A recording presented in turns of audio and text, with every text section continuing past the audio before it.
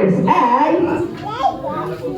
ibigay ang wedding date anniversary nila. Okay, ulitin kasi pinagpapawisan ka. Pinagpapawisan ka. Okay ha?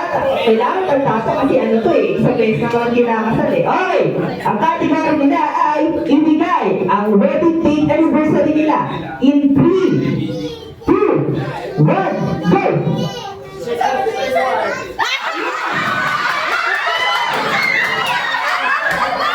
December 21 tapos December 27.